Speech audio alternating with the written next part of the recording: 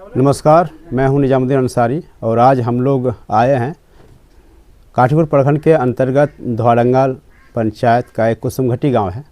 और जैसे हम वहां आए, हमारे साथ एक युवा नेता जो कि शिकारीपाड़ा प्रखंड के अभी जिला परिषद हैं जी। इनका नाम है अविनाश सोरेन जी। और काफ़ी जो है एक्टिव रहते हैं अपने क्षेत्रों को लेकर और जनता की समस्याओं को लेकर। अक्सर हम देखते हैं कि जहाँ भी किसी को परेशानी होती है तो ये वहाँ पे जाते हैं और जहाँ तक हो सकता है उनके सहयोग करते हैं और इन्हीं से आज बातचीत करेंगे। सबसे पहले तो सर आपका बहुत बहुत स्वागत कि आप हमें समय दे रहे हैं इसके लिए। तो आप जो है क्षेत्र में जो इस तरह की समस्याएं हो रही है, हम देख रहे हैं कि जेएम पार्टी का जो विधायक हैं लगातार जीत रहे हैं, उसके बावजूद जो क्षेत्र में जो है विकास की जो गति है, जैसे आप अभी आए जिस रास्ते से, तो उसका कैसा आप पाए, क्या हाल था उस रोड का, या कैसे लग रहा है आपको आने में? दिक्कत हुआ या नहीं हुआ या आराम से आए, कैसे लग रहा है? बहुत ही दिक्कत हुआ इस क्षेत्र में। हमको लगता है ये दूसरा बार मेरा क्षेत्र का दौरा है और इसके पहले जो आए थे। अच्छा, सबसे पहले तो चलिए मैं आपको बहुत बहुत धन्यवाद देता हूँ। इस क्षेत्र का जो भी समस्या हैं उसको उजागर करते हैं और सही मायने में देखा जाए तो मीडिया ही एक विकास के कड़ी होते हैं। आज सरकार तक पहुंचाने में या पदाधिकारी तक पहुंचाने में आप लोग का बहुत बड़ा योगदान रहता है। तो मैं तो यह कहूँगा कि ये जो शिकारीपाड़ा विधानसभा क्षेत्र के विधायक हैं, हमेशा मैंने सात बार जीते और 7 बार जीतने के बावजूद भी क्षेत्र का समस्या ज्यों की त्यों है। आज हम जिस रास्ता से आए, ये लगता है कि बिहार शासनकाल में बना होगा और आज तक विधायक अपना क्षेत्र को देखा ही नहीं। और फिर भी आज यहाँ के गरीब, यहाँ के जनताओं को एक वोट बना करके रखा है और वोट तो ले लेते हैं लेकिन विकास के नाम पर ही शायद कोई काम नहीं किया। आप जब क्षेत्र घूमते हैं तो वहाँ पे जो है जनता के द्वारा कुछ शिकायत आती है आपको कि विकास हुआ नहीं हुआ इस तरह का? मतलब जैसे हमको आए तो हमको दिखा, तो इसी बात पर हम कभी कभी चर्चा करना शुरू कर देते हैं कि आपके क्षेत्र में कभी विधायक दौरा करते हैं कि नहीं करते हैं। तो जनता यही बताती है, जब चुनावी वर्ष आता है तो एक बार हाथ जोड़ करके चले जाते हैं और दोबारा यहाँ वोट ले तो लेते हैं लेकिन दोबारा क्षेत्र भ्रमण कभी करते ही नहीं। तो आप जो है अभी जिला परिषद का सदस्य हैं, तो आगे आप क्या सोच रहे हैं? और एमएलए में या फिर विधायक में चुनाव लड़ने का कुछ ख्याल है भी कि नहीं? जी, हम तो आज क्षेत्र का दौरा इसी मकसद से कर रहे हैं कि हम लोग का यहाँ समस्या है। नेता तो बहुत आते हैं, बहुत बनते हैं, वैसा नेता भी आते हैं जो खुद अपना माने कमाने के लिए, अपना प्रॉपर्टी को बढ़ाने के लिए।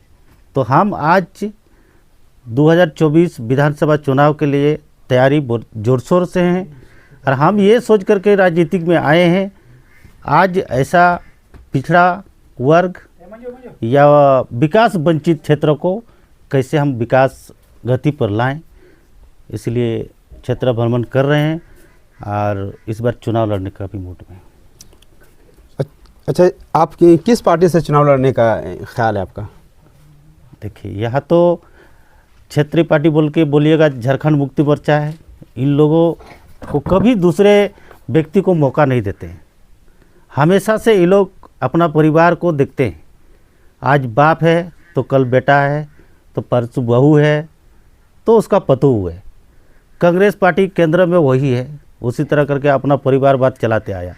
एक स्वतंत्र पार्टी जो है वो भारतीय जनता पार्टी है और वो हर किसी को मौका देते हैं, हर पिछले माने अंतिम व्यक्ति को वो मौका देते हैं। आप अपना क्षेत्र का समस्या को हल कर सकते हैं। तो मुझे उम्मीद है भारतीय जनता पार्टी से इस बार हम चुनाव लड़ेंगे। तो भारतीय जनता पार्टी का जो सरकार है केंद्र में, अभी जो विपक्षी पार्टियां हैं वो लोग जो है ये आरोप लगाते हैं कि ये जो है गलत एजेंसी का, जैसे ईडी हो गया, सीबीआई हो गया, गलत प्रयोग करते हैं। गलत प्रयोग मतलब जो उसके पार्टी में नहीं है, उसके जो विरोध में है, उसके मुख्यमंत्री पर जो है दबिश दिलाते हैं। आप इससे कितना सहमत हैं? देखिए, विपक्ष जो है ये झूठ का हल्ला कर रहे हैं। आज दोषी जो भी हैं, हेमंत सोरेन हम लोग का इस प्रदेश का मुख्यमंत्री है, आदिवासी हैं, उनको भाजपा माने सम्मान देने का भी काम किया है।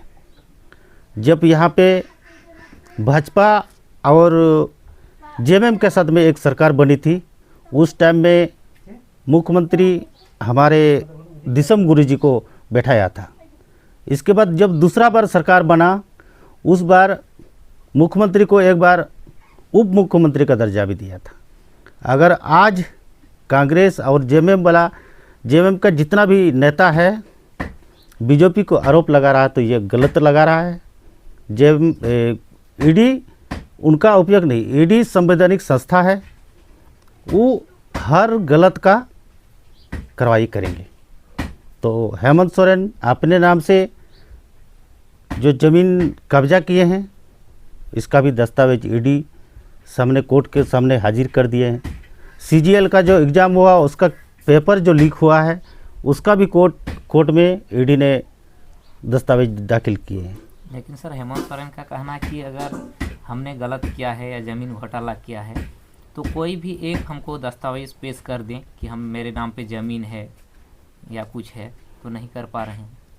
तो देखिए, हेमंत सोरेन जी अगर ऐसा बोलते हैं, हेमंत सोरेन जी तो आज इस राज्य का, इस प्रदेश का मुख्यमंत्री हैं। उनके कार्यकाल में यहाँ के डीसी शशि रंजन गुप्ता, एक क्या नाम है उनका, एक्ट हो जो, उन लोग जेल गए। तो कहीं ना कहीं इन लोग का मिलीभगत है। जब उन लोग जेल गए और उन लोग को जेल जाने के बाद ही धीरे धीरे करके उजागर हुआ। साहिबगंज में जैसे पंकज मिश्रा उनके विधायक प्रतिनिधि है, ये तो किसी से छुपी हुई बात नहीं है। जब वो गए तो उनके यहाँ ब्लैंक चेक भी मिला, जबकि वो हेमंत सोरेन के थे। तो आज विपक्ष बीजेपी को आरोप लगा रहा है, जो सच्चाई है, और ईडी जो कार्रवाई कर रही है वो गलत आदमी के पास कर रही है। गलत जो करेंगे उन पर कार्रवाई होगी, वो चाहे भारतीय जनता पार्टी के नेता हो या कांग्रेस के हो या झारखंड मुक्ति मोर्चा। यही तो बात वो लोग आरोप लगा रहे हैं कि जो ईडी है, जो ईडी की टीम है, जो सीबीआई की टीम है, वो सिर्फ विपक्ष की, जहां सरकार, विपक्ष का जहां मुख्यमंत्री है वहीं क्यों जा रहा है। जैसे आप वो लोग उदाहरण देते हैं कि असम का मुख्यमंत्री के पास क्यों नहीं जा रहा है, उसके महाराष्ट्र का मुख्यमंत्री शिंदे है, उसके पास क्यों नहीं जा रहा है, क्योंकि जैसे बीजेपी पार्टी में आते हैं वहाँ पर जो है रुक जाता है ईडी का दबिश, और अगर उसको विरोध में रहते हैं तो वहाँ चालू हो जाता है। तो यही तो वो लोग विरोध लगा रहे हैं। नहीं, ऐसा बात नहीं है। हम अगर गलत रहेंगे तो अगर ईडी आपको समन किए, इस प्रदेश के मुख्यमंत्री को एक बार नहीं 10-10 बार समन हुआ, अगर हम दोषी नहीं है तो उनको तो समन हुआ था, तो उस टाइम जाना चाहिए था ईडी कार्यालय। लेकिन ईडी कार्यालय, ईडी को नज़रअंदाज करता गया, उनका सामना करना चाहा। ये कोर्ट में अपना दाखिल किया कि हमको आरोप लगा रहा है, हम दोषी नहीं हैं। तो हम अगर गलत नहीं है तो जाने में कोई दिक्कत तो नहीं होना चाहिए था।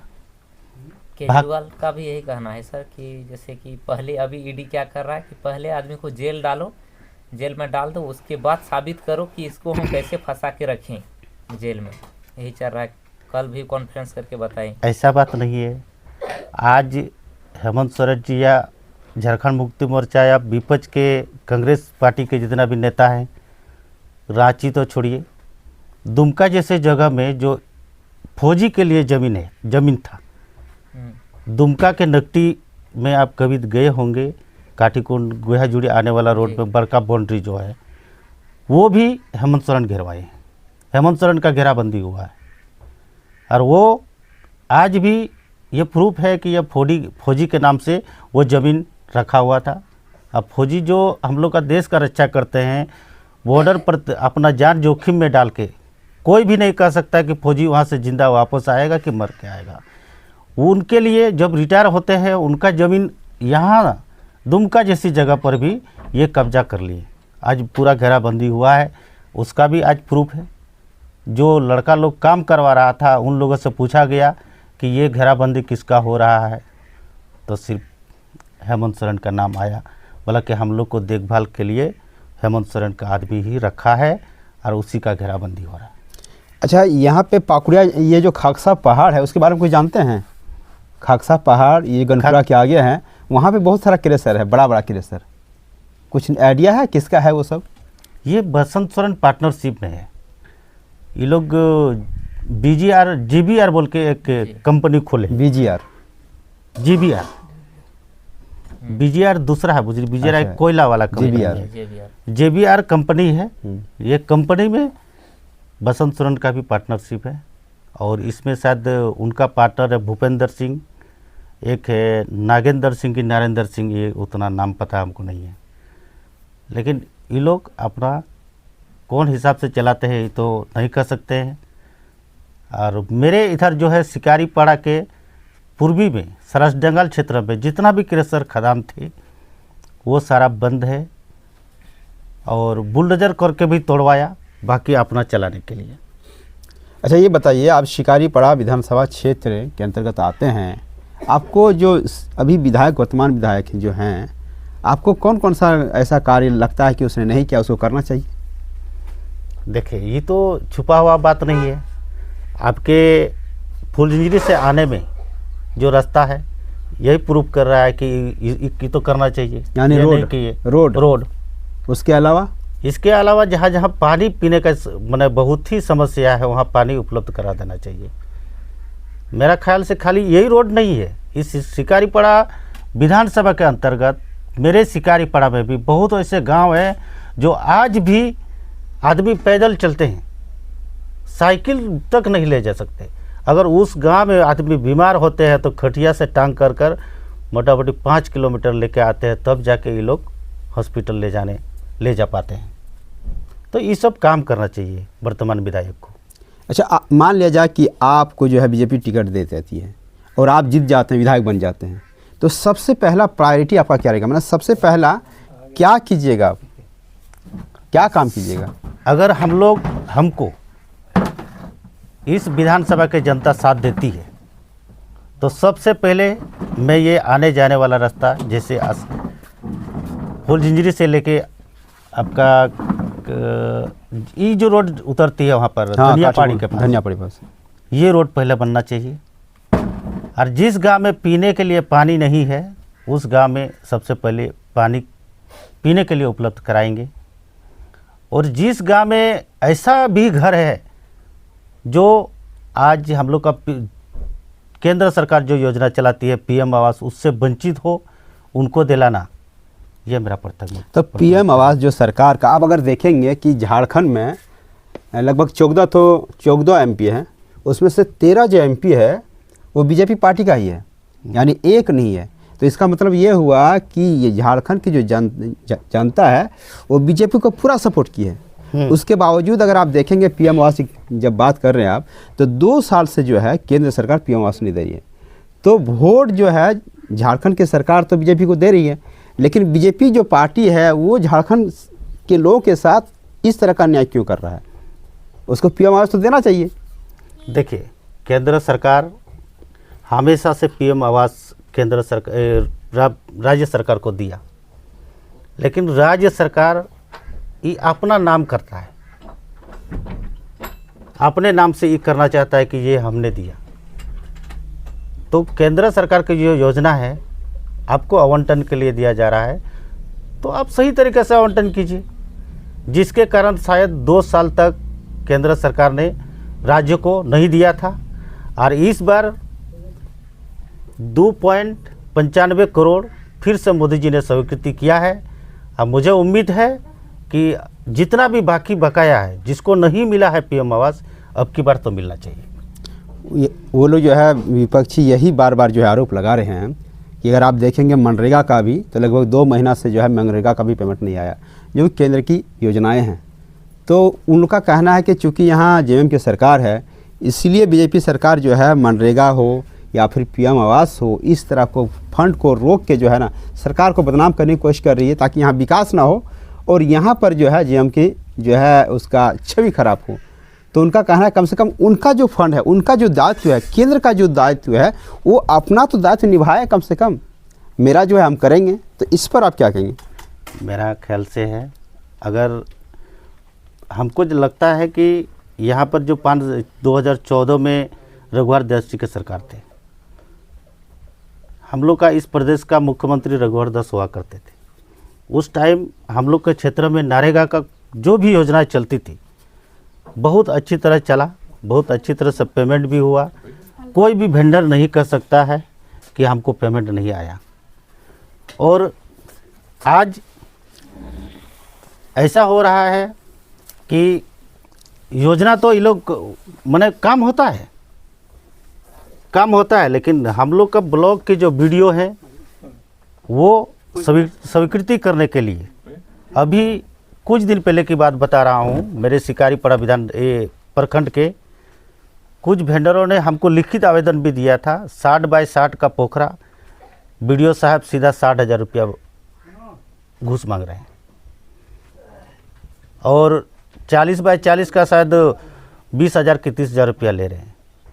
तो सीधा सीधा ये तो पदाधिकारी को मेरे राज्य के सरकार ने बढ़ावा दे के रखा है।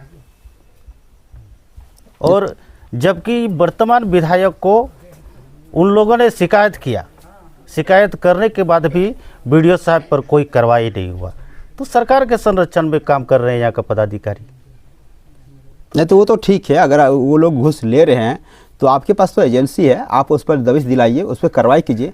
लेकिन सवाल यहाँ ये है कि इसकी जो पैसा आना था, जो फंड था, वो क्यों रोका जा रहा है? मनरेगा का फंड वो तो देना चाहिए, ठीक है, तो रोका कहाँ है? अधिकारी अगर घूस ले रहे हैं तो उस पर कार्रवाई कीजिए, आपके पास एजेंसी है, आपके पास ताकत है। केंद्र सरकार योजना का कोई भी पैसा नहीं रुका है, आज तक देते आया है, अभी भी योजना का काम हो रहा है।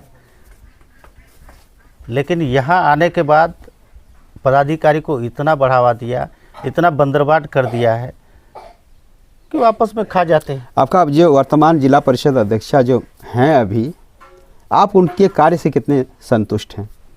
हम उससे कोई संतुष्ट नहीं है। मेरे चुनाव के बाद 2 साल होने चला, 2 साल में बोर्ड का बैठक 2 बार हुआ। तो ये जिला परिषद का जो चेयरमैन है, सदस्य के हित में या क्षेत्र के हित में एक थोड़ा भी काम नहीं करते। तो आप तो सदस्य, आप तो आवाज़ उठाते होंगे, तो आपको नहीं लगता कि आपकी बात क्या नहीं सुनी जाती वहाँ पे? मेरा बात तो सब देखिए, अध्यक्ष हम लोग का होता है और डीडीसी उपाध्यक्ष होते हैं। तो उपाध्यक्ष को बोलते हैं तो वो बोलते हैं कि रुकिए हम पूछ लेते हैं अध्यक्ष साहब को। इसके बाद तो इस बार हम भी परसों मिले थे। अब परसों जब मिलने के बाद उसने डेट 13 तारीख को हम लोग का बोर्ड का बैठक रखा है। अब इस पर चर्चा करेंगे। मान लीजिए आप चेयरमैन बन जाते हैं, आप बनते बनते जो है रुक गए, मान लीजिए आप बन जाते हैं, तो आप क्षेत्र के लिए किस तरह के विकास करते हैं? देखिए, जिला परिषद के अंदर में 29 विभाग आते हैं। नमस्कार सर। 29 विभाग आते हैं और 29 विभाग का काम अध्यक्ष के हाथ में, वो हर एक विभाग से काम करवा सकते थे। आज अगर हम चेयरमैन होते तो हमको लगता है कि क्षेत्र का समस्या जो भी हो, आज पानी, ग्रामीण विकास विभाग से रोड और राशन, जैसे खाद्य विभाग से जिसका राशन कार्ड नहीं बना, इन सब का जरूर निगरानी करते।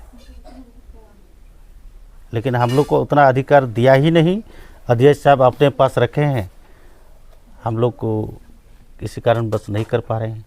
पदाधिकारी हम लोग का बात भी नहीं सुनते हैं, क्योंकि सरकार भी झारखंड मुक्ति मोर्चा का, दुमका जिला का जो चेयरमैन है वो भी झारखंड मुक्ति मोर्चा का, हम लोग का इस विधानसभा क्षेत्र का विधायक भी झारखंड मुक्ति मोर्चा का। तो ये थे जिला परिषद सदस्य अविनाश सोरेन जी, जो अपनी बातों को रख रहे थे। बहुत अच्छा लगा सर आपसे मिलके। चलिए, बहुत बहुत धन्यवाद। धन्यवाद।